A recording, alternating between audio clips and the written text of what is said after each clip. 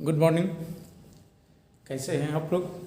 मैं उम्मीद करता हूँ कि आप भी मेरी तरह झकास होंगे और हैप्पी होंगे। तो चलते हैं सीधे टॉपिक पे। टॉपिक का नाम है सीक्वेंस एंड सीरीज, SAS। इसको आप सांस पढ़ने की कोशिश नहीं कीजिएगा, ये SAS है। मैं उस सास और बहू की कहानी नहीं बता रहा हूँ जो आप सीरियल में देखते हैं। मैं अभी जो आपके लिए कहानी लाया हूँ वो मैथमेटिक्स की कहानी है। वो एक ऐसे बच्चे की कहानी है जिन बच्चों की कहानी पढ़े बगैर न तो कोई इंजीनियर बनना है आज तक और ना कोई डॉक्टर बनना है। मतलब उस बच्चे की कहानी हर कोई डॉक्टर जानता है और हर कोई इंजीनियर जानता है, क्योंकि उसका योगदान फिज़िक्स में और मैथमेटिक्स में बहुत ज़्यादा है। तो हम उनका योगदान क्या क्या है, हम उसको डिटेल्स तो बाद में देखेंगे। अभी हम कहानी पे आते हैं। उस बच्चे का नाम था कार्ल फ्रेडरिक गॉस, जिसको सिंपली गॉस के नाम से जानते हैं, और फिजिक्स में गॉस थ्योरम और मैथमेटिक्स में अलग अलग जगह आप इनका नाम सुनते रहेंगे। ये बच्चा जर्मनी का है और इसका उम्र महज 7 ईयर का होता है। ये बच्चा एक दिन स्कूल जाता है। आप बोलेंगे इसमें नहीं क्या बात है, हर बच्चा स्कूल जाता है। लेकिन ये मैं इसलिए बता रहा हूँ कि उस दिन उस बच्चे का स्कूल जाना मैथमेटिक्स को एक नया इतिहास मिला था। उस दिन एक इतिहास में एक गजब घटना हुई थी जिसने पूरी दुनिया को चौंका दिया था, मैथमेटिक्स की दुनिया में। और वर्ल्ड के जितने भी मैथमेटिशियन थे उनको सोचने के लिए मजबूर कर दिया था कि बच्चे ने आखिर क्या कर दिया।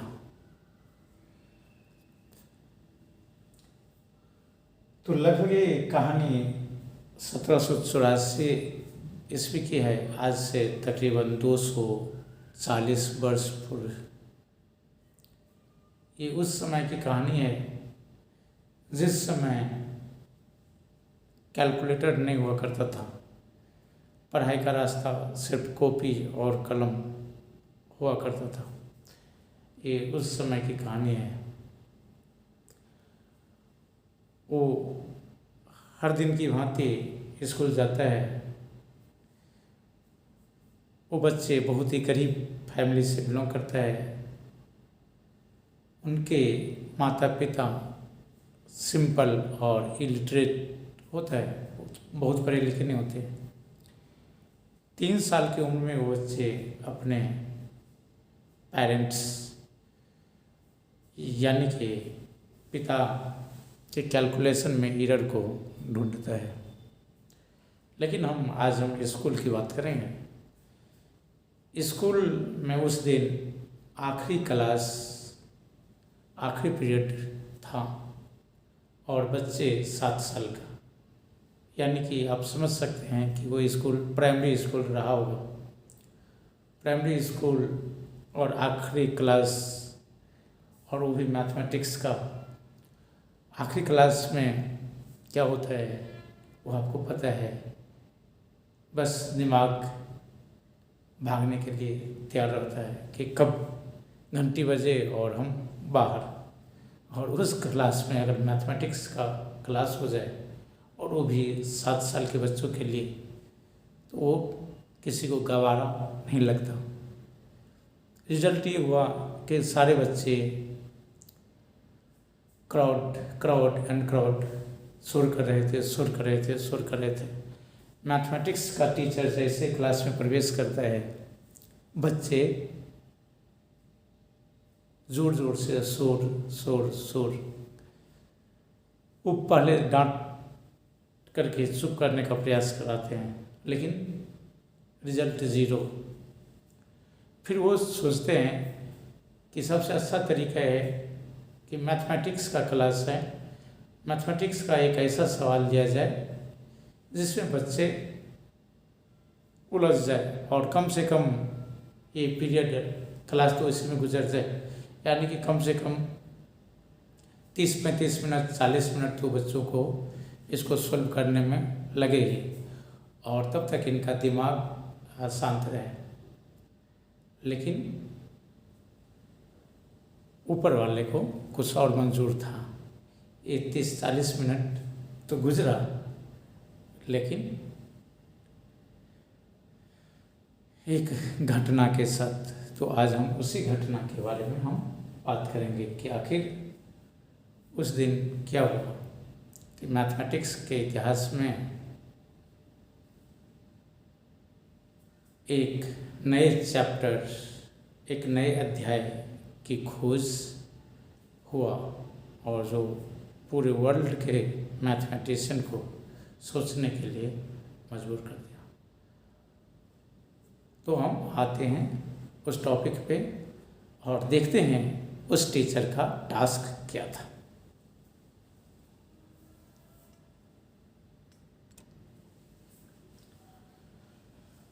तो मैथमेटिक्स के टीचर ने बच्चों को जो मैथ में टास्क दिया, वो टास्क था 1 + 2 + 3 + 4 + 5 प्लस कहाँ तक 100 तक, यानी कि 1 + 2 + 3 + 4 + 5 + 6 + 7 + 8 + 9 + 10 + 11 + 12 + 13 + 14 + 15 + 16 + 17 + 17 एंड सो ऑन, कितने तक 100 तक।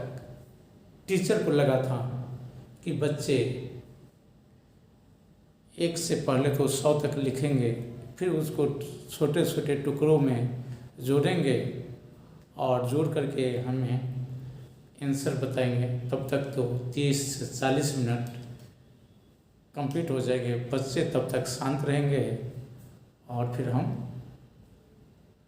चेक कर देंगे कि किसका आंसर सही है। लेकिन ऐसा नहीं हुआ। जब तक टीचर सवाल दे ही रहे थे कि 1 मिनट के अंदर एक बच्चा आया और बोला कि सर ये रहा सवाल का आंसर। मैथमेटिक्स के टीचर, और उन्होंने 7वीं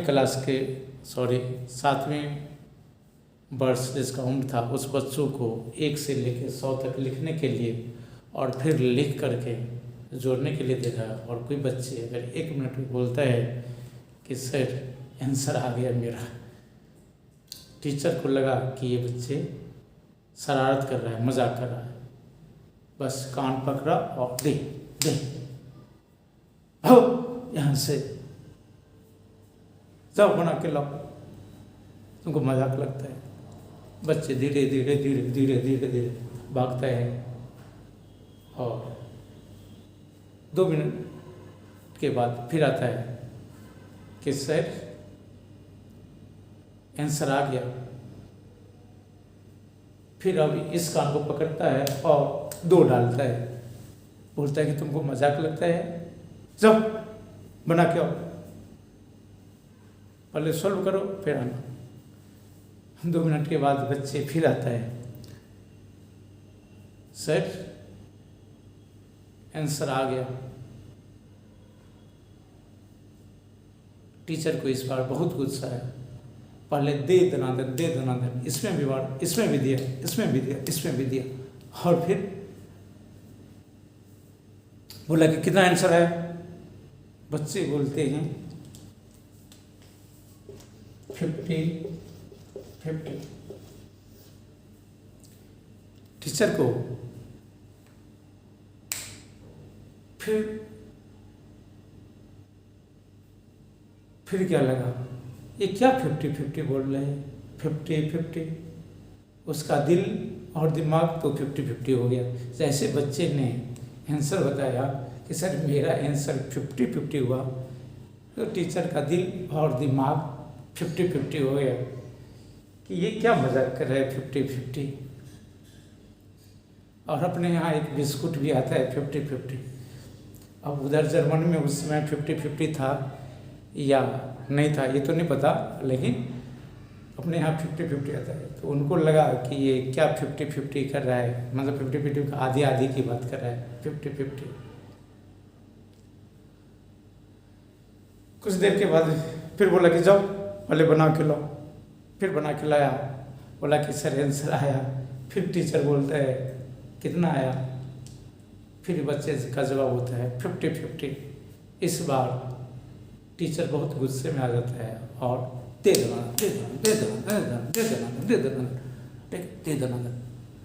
अब बच्चे को बर्दाश्त नहीं होता, बच्चे को भी आ जाता है गुस्सा।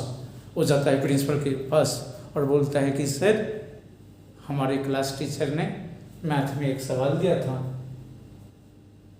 और उसको हमने 1 मिनट में बना लिया। तो सर की क्या प्रॉब्लम है, वो तो फटाफट मारना शुरू कर देते हैं, पीटना शुरू कर देते हैं बच्चों को। बोला ऐसा सवाल क्या था? तो सर सवाल बहुत सिंपल था, टीचर का सवाल था 1 + 2 + 3 + 4 + 5 + 6 + 7 + 8 से लेके 100 तक को जोड़ना है और हमने जोड़ दिया। तो इसमें मेरा क्या कसूर, 1 मिनट में आंसर आ गया। इसमें तो सवाल ही सिंपल था, तो मैं क्या करता, 1 मिनट में बन गया। तो टीचर गुस्से हो रहे हैं, बोला कि अच्छा तुम्हारा आंसर कितना है? तो बोला कि 50-50। लेकिन प्रिंसिपल मैथमेटिक्स के HOD थे और मैथमेटिक्स के जीनियस, उन्होंने सबसे पहले बोला कि चलो मैं इसको देख लेता हूँ कि बच्चे क्या बता रहे थे। एक्चुअली टीचर को क्या लगा था, टीचर को ये लगा था कि बच्चे सबसे पहले क्या करेंगे, बच्चे इसको पहले क्या करेंगे, लिखेंगे 1 2 3 4 5 6 7 8 9 10 लिखेंगे। फिर 11 12 13 14 15 16 17 18 19 20 लिखेंगे। फिर 21 22 23 24 25 26 27 28 29 30 लिखेंगे। और इसी तरह 91 92 91 92 93 94 95 96 97 98 99 और 100 लिखेंगे। और फिर सबको एक एक करके जोड़ेंगे और सबको जोड़ने के बाद में फिर टोटल करेंगे। तब तक तो 30 से 35 मिनट लग जाएंगे। तो मज़े की बात यह है कि हमारे प्रिंसिपल साहब भी क्या किए, इस तरह से लिखे और टोटल किए। और इस तरह से जब इन्होंने टोटल किए तो देखिए किस तरह से टोटल किए। तो सबसे पहले प्रिंसिपल साहब 20 मिनट तकरीबन लगाए और इसको जोड़े तो उनका हुआ 55। इसको जब जोड़े तो देखिए 155 और इसको जब जोड़े 255 और इसी तरह आगे को जोड़े तो 355 और इसको जोड़े तो ये हो गया 955। अब हमारे प्रिंसिपल साहब ने क्या किए, 55 को जोड़े 155 जोड़े, 255 जोड़े, 355 जोड़े, 455 जोड़े, 555, 655, 755, 855, 955 और सबको जोड़े तो ये 50-50 प्रिंसिपल चौक है। अरे मुझे जोड़ने में 15 से 20 मिनट, ये बच्चे 1 मिनट में कैसे जोड़ लिया? ये बच्चे 1 मिनट में जोड़ कैसे लिया? तो फिर अब प्रिंसिपल का तो दिल और दिमाग 50-50 कि मुझे जब इस सवाल को जोड़ने में 15 से 20 मिनट लग जाता है तो आखिर इस बच्चों ने इस सवाल को 1 मिनट में कैसे सोल्व कर लिया? तो उस प्रिंसिपल ने बच्चे को करीब बुलाया और बोला कि बताओ तुमने इस सवाल को 1 मिनट में कैसे सोल्व कर लिया? तो अब देखिए बच्चों ने कैसे सोल्व किया था।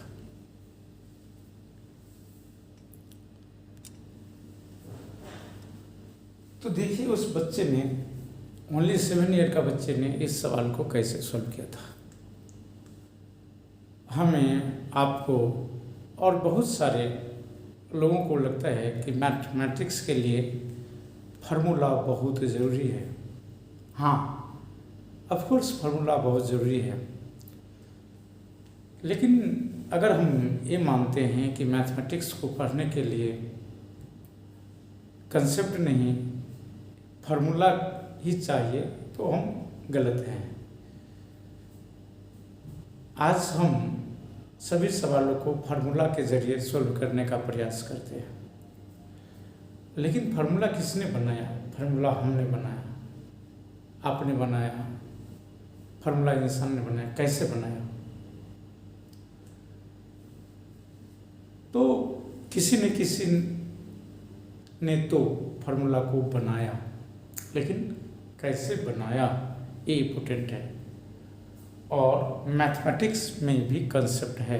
अगर आपके पास कंसेप्ट है तो हजारों फार्मूला बन जाएंगे, लेकिन अगर आपके पास कंसेप्ट नहीं है तो हजारों फार्मूला रहते हुए भी एक सिंगल क्वेश्चन को सॉल्व नहीं कर पाएंगे। ये इम्पोर्टेंट है। तो देखिए इसको सॉल्व करने के लिए अभी हमारे पास कोई फार्मूला नहीं है। मान लिया इसको हमको सॉल्व करना है, हमारे पास कोई फार्मूला नहीं है, कोई ट्रिक नहीं है। अभी हमने सीरीज का सिर्फ नाम लिखा है, सीरीज किसे कहते हैं ये भी नहीं पता। हमने सीक्वेंस का नाम लिया है, लेकिन किसे कहते हैं कोई पता नहीं। हम यहाँ कोई फार्मूला नहीं बताने वाले, हमको सिर्फ जोड़, घटाव, गुणा और भाग पता है। माना हमें सिर्फ जोड़, घटाव, गुणा और भाग पता है, इसको कैसे सोल्व करेंगे नहीं पता। और मज़े की बात ये है कि आपको इसके लिए कॉपी का भी जरूरत नहीं पड़ेगा, कलम का भी जरूरत नहीं पड़ेगा। आप इसे अपने मन में ही जोड़ लेंगे, इतना आसान है। तो देखते हैं उस बच्चे का क्या अप्रोच था इस प्रॉब्लम को सॉल्व करने का। उस बच्चे ने बोला प्रिंसिपल को कि सर हम प्रॉब्लम को कैसे सॉल्व किए।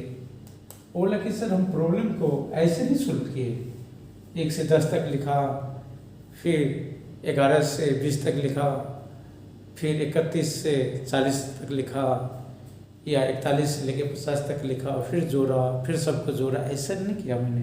तो बोले तुमने क्या किया? तो बोला कि सर हमने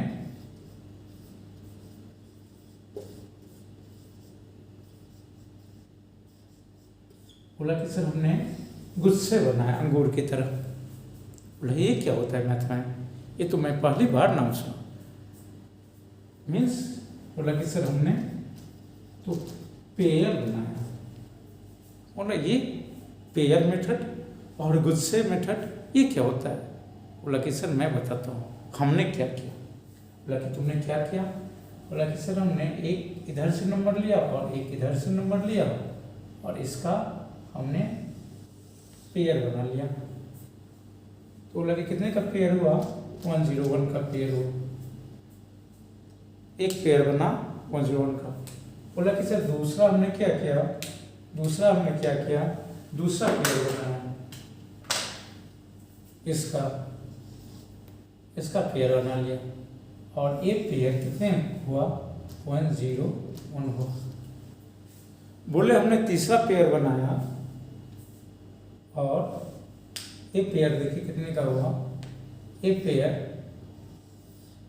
101 का हुआ और इसको पेयर बनाया ये 101 का। बोले कि सर ये सब पेयर में था और हमने गुच्छे बनाया और सभी गुच्छे हमको जितने भी गुच्छे मिले वो 101 के मिले और टोटल हमको चूँकि 100 नंबर था उसको दो के गुच्छे बना लिए, दो का पेयर बनाए। तो बोले इस तरह से हमको कितने गुच्छे मिले? टोटल 50 गुच्छे मिले, 50 पेयर, यानी कि 50 पेयर मिले, 50 पेयर्स ऑफ 101।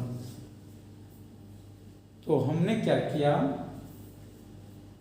इनको गुना कर दिया। अब देखिए 101 को और 50 को आप गुना कर सकते हैं। इसके लिए कॉपी और कलम नहीं चाहिए, यानी कि 5 1 5, 0 1 0 और 5 1 5 और ये 0, तो ये हो गया 50 50। अब ये देखिए कोई भी लॉजिक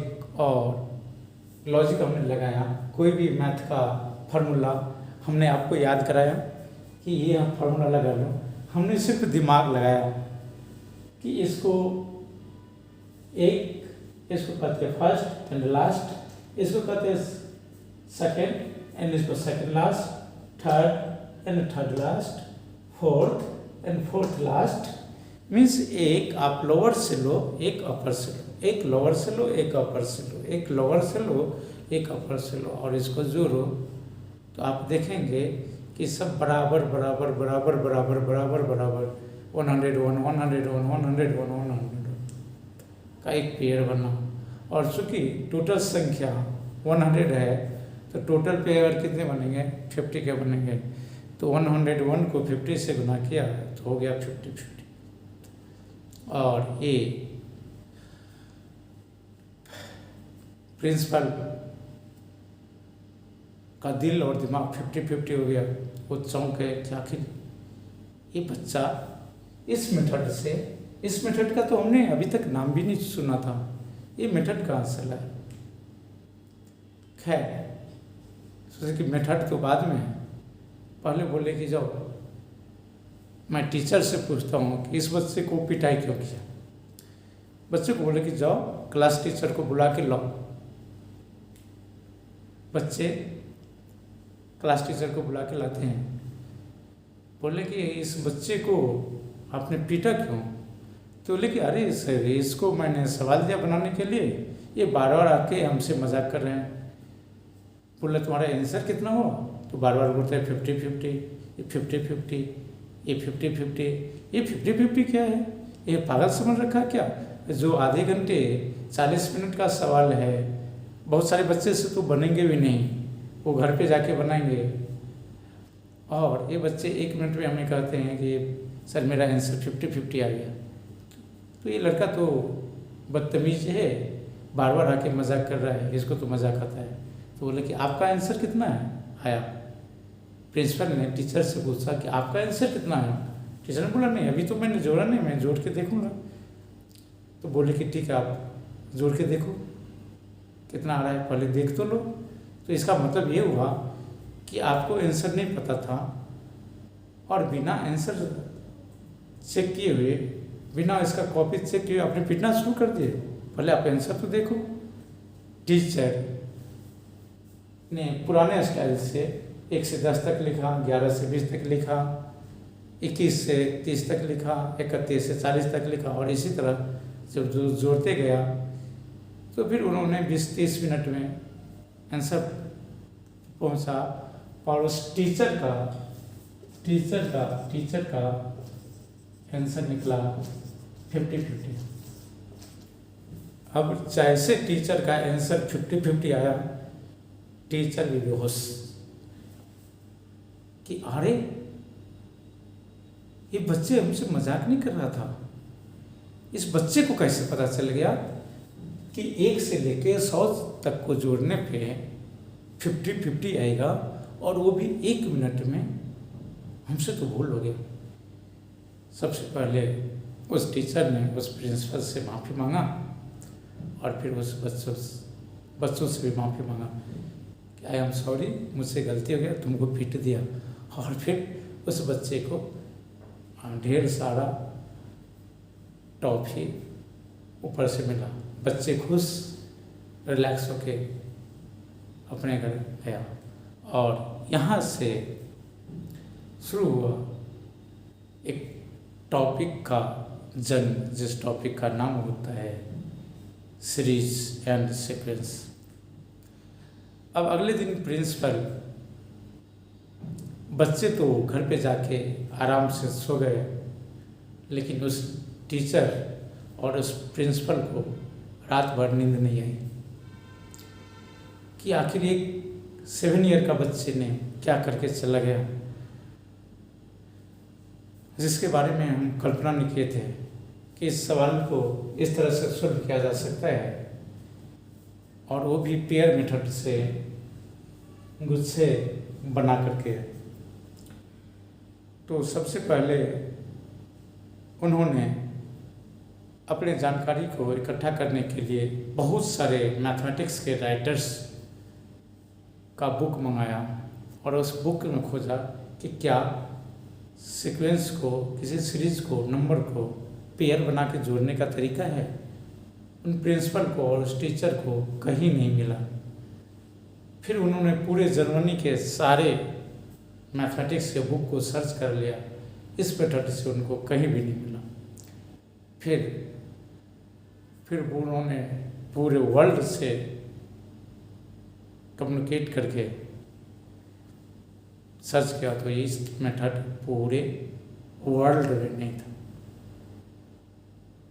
फिर सारे मैथमेटिशियन का ध्यान इसके तरफ गया, और मैथमेटिशियन ने मिल करके इस पे वर्क किया, और फिर सीक्वेंस और सीरीज की कहानी यहीं से शुरू हुई।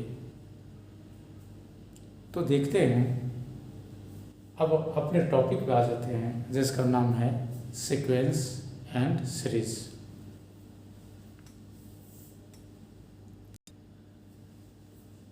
तो अब हम देखते हैं कि ए सीक्वेंस और सीरीज क्या है। इस सीरीज में आप सीक्वेंस, सीरीज एंड प्रोग्रेशंस 3 चीज सुनेंगे, लेकिन सबसे इम्पोर्टेंट है सीक्वेंस एंड सीरीज। दोनों में मैथमेटिकली डिफरेंस है। अब हम समझते हैं बेसिक डिफरेंस क्या है, क्योंकि आगे बढ़ने से पहले कुछ टर्म समझ लेना ज़रूरी है। तब हम देखेंगे कि बड़े बड़े सवाल को हम पेयर बना करके, गुच्छे बना करके कैसे सॉल्व करते हैं। और अब जो हम आगे देखेंगे वो फार्मूला को रटेंगे नहीं, फार्मूला खुद से बनाएंगे, दिमाग लगाएंगे, फार्मूला खुद बनेगा। और हो सकता है कि आपको कॉपी और कलम का भी ज़रूरत नहीं पड़े बड़े बड़े प्रॉब्लम को सॉल्व करने के लिए। तो जैसे अगर हम 1 लिखे, कोमा, 2 लिखें, 3 लिखें, 4 लिखें, 5 लिखें, तो आप देख रहे हैं कि एक खास लहजे में अरेंज है, एक खास पैटर्न में ये बना हुआ है। एक के बाद दो, दो के बाद तीन, तीन के बाद चार, चार के बाद पाँच है, हो सकता है सो। तो ये क्या है, ये हमारा सीक्वेंस है। जैसे हमने लिखा तो सीक्वेंस नंबर का हो सकता है, वर्ड का हो सकता है, अल्फ़ाबेट हो सकता है, अल्फ़ान्यूमेरिक हो सकता है, या किसी भी चीज़ का एक सीक्वेंस हो सकता है। इंक्रीजिंग ऑर्डर में हो सकता है, डिक्रीजिंग ऑर्डर में हो सकता है, किसी भी ऑर्डर में हो सकता है। एक डांस में भी एक सीक्वेंस होता है, आर्ट का भी एक सीक्वेंस होता है। तो एक डांसिंग का भी एक सीक्वेंस होता है कि किस सीक्वेंस के बाद आपको क्या लेना है, कौन सा स्टेप्स लेना है। अगर हम खाना बनाते हैं तो उसमें भी मेथड का एक सीक्वेंस होता है।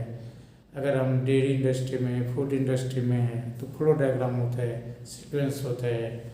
अगर हम प्रोग्रामर हैं तो वहाँ भी क्या होता है, एक सीक्वेंस होता है। सीक्वेंस में आपको प्रोग्रामिंग को लिखना है, एक फार्मूला होता है तो उसका भी एक सीक्वेंस होता है। इस सीक्वेंस में आपके फार्मूले को ना कोडिंग्स है। तो हर जगह एक सीक्वेंस होता है। जैसे हमने लिखा ए बी सी डी, अब देखिए एक क्या है, एक तरह का एक सीक्वेंस है। हमने लिखा 1 square, 2 square, 2 square, 3 square, 4 square etc। तो देखिए एक सीक्वेंस में है, नंबर बढ़ते जाता है, स्क्वायर है। या फिर हमने लिखा 1 का क्यूब, 2 का क्यूब, 3 का क्यूब, 4 का क्यूब, या हमारा आंसर इस तरह से है 1 2 पे पावर 2, 3 पावर 3, 4 पावर 4, 5 पावर 5। तो देखिए खास एक सीक्वेंस ये बनाना है। या आप म्यूजिक सुनते होंगे तो उसमें लिखा सा रे गा मा पा दा नी सा, सा रे गा मा। तो ये क्या है, एक म्यूजिक में भी एक सीक्वेंस आता है, पैटर्न आता है। लेकिन अब सीरीज में क्या आता है, तो सीरीज में और सीक्वेंस में अंतर है कि ये क्या है, comma comma comma comma comma comma comma comma करके अलग अलग क्या होगा कि टर्म होता है। लेकिन यहाँ क्या होगा, प्लस या माइनस ऐड हो जाएगा। इसमें अगर हम 1 + 2 + 3 + 4 + 5 सो ऑन कर दें तो ये क्या हो जाएगा, सीरीज कहलाएगा। या इसी में a + b + c + d and so on. इसी में 1 स्क्वायर + 2 स्क्वायर + 3 स्क्वायर + 4 स्क्वायर ऐसे करें तो ये क्या बन जाएगा, एक सीरीज बन जाएगा। तो ये हो गया मेरा सीरीज। तो सीरीज में क्या होगा, प्लस ऐड हो जाएगा या फिर माइनस ऐड हो जाएगा। जैसे 1 + 1 - 1 + 1 - 1 + 1 इनफिनिट है। तो एक बार प्लस आएगा, एक बार माइनस आएगा, एक बार प्लस आएगा, एक बार माइनस आएगा, एक बार प्लस आएगा, एक बार माइनस आएगा। तो इस तरह का आ सकता है। या 1 + 1/2 + 1/3 + 1/4 1/5 एंड सो। तो आप क्या देख रहे हैं कि ये एक प्रकार का सीरीज है। तो अब सीरीज में भी अलग अलग और क्या होगा, टाइप होगा। तो देखते हैं सीरीज में कितने टाइप होता है।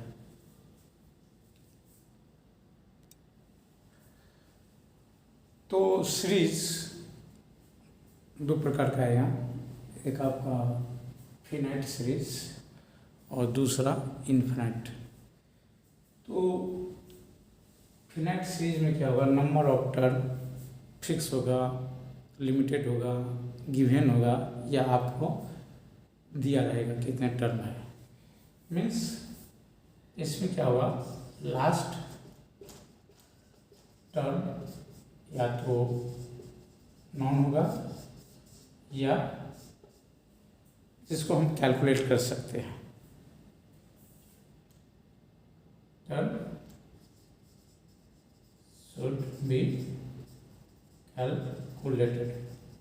या तो दिया रहेगा लास्ट टर्म कि लास्ट कहाँ से जाएगा, या फिर आप कैलकुलेट कर सकते हैं। इसमें लास्ट टर्म अननोन रहेगा, आपको पता नहीं चलेगा कि लास्ट क्या होने वाला है, और नॉट बी कैलकुलेटेड, और आपको कैलकुलेट भी नहीं कर सकते क्योंकि वो इन्फिनिटी तक जाएगा।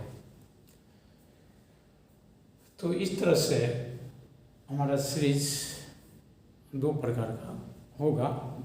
ये basis of number of term के आधार पे दो होगा, एक फिनाइट और दूसरा इनफिनाइट।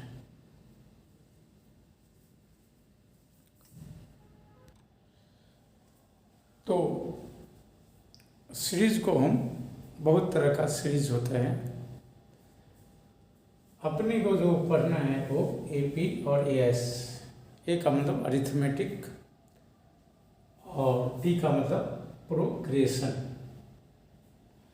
और एस का मतलब सीरीज। तो एपी कहते हैं या इसको एएस भी कहते हैं, अरिथमेटिक सीरीज और अरिथमेटिक प्रोग्रेशन।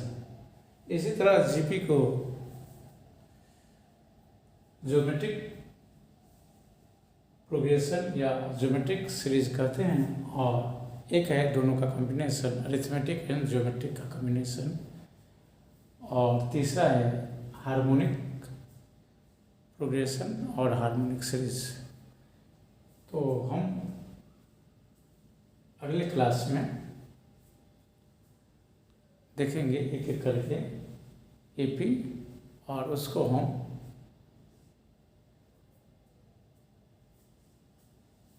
पेयर में बना के देखेंगे, और इस तरह से देखेंगे इस सीरीज को और जितने भी सीरीज है उसका हम बिल्कुल बेसिक तरीके से पोस्टमार्टम करके देखेंगे, ताकि आपको फार्मूला याद न करना पड़े। आप फार्मूला को उस बच्चों की तरह खुद बनाएंगे, और